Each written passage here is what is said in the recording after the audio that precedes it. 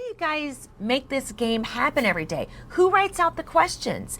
Well, here is Charles, who every morning gathers our scripts before the show starts and sends them to a faraway land where they make up questions based on what I'm going to say on the show. Tell me, Charles. We try to put the whole thing together as much as we can here, but we do need a little help. So we kind of have these people in Canada. Canada rocks. But we had these people in Canada, this company called Live Vibe. First half of the questions, though, like for getting the scripts out to Live Vibe, it's only part number one. We've also got the second part, which is actually monitoring some stuff.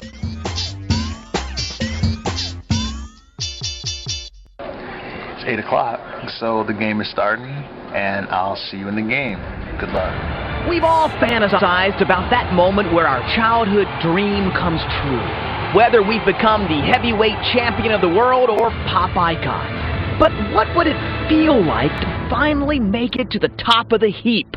Well, this clip has become a massive hit on the web because it gives us an intimate look into the moment that R&B singer Nikki Jean realizes that she has made it big. I wanted to be able to relive it over and over again, so I had to record it. So, after buying 15 copies of the Lupe Fiasco album that she sings on, Nikki Jean set up a camera in the car to record her moment. And all I kept thinking about was like the hardships and the trials and the errors that had gone into making that moment. She had some issues at first. Getting so frustrated opening the CD, and I had to take a breath like, okay, you waited this long to get on a CD. I know you can wait just a little bit longer to open it.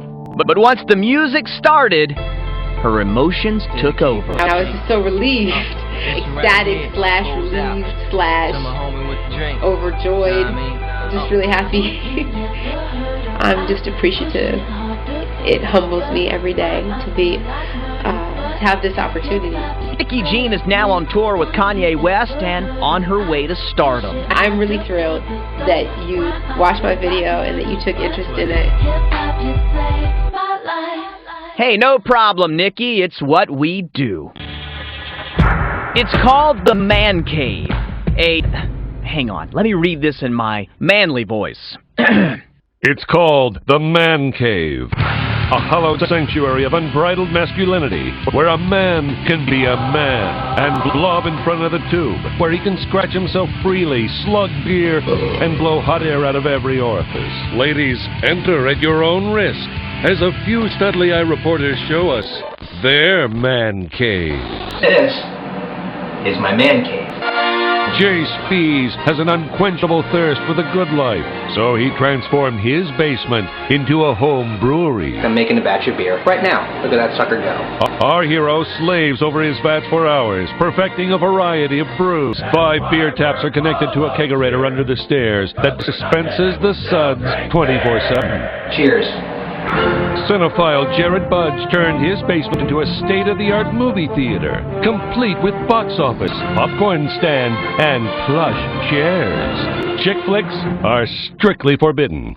No Oprah, baby talk, or girly gossip here. John Masick's Man Shed is a shrine to the ones that didn't get away. Needless to say, he won't be hosting any PETA meetings anytime soon. And then there's Kevin Broderick of Kansas City. What happens in his man cave stays in his man cave. A more wholesome environment can be found in Kenny Myers' Family Man Cave, dedicated to his favorite leatherheads. Eagles! The only thing missing from Rob Klein's basement is Norm and Cliff Clavin. A handmade cherry bar is the centerpiece of his underground tavern. Cheers to you, Rob, for bringing man's second home home. The intoxicating bouquet of leather, testosterone, and hot wings fills Kelly McDonald's man cave. Kelly's a classy guy with sophisticated friends who enjoy a glass of vino. And funny hats. And speaking of class, just when you thought this man cave had it all, the coup de grace. It wouldn't be a man cave without a urinal.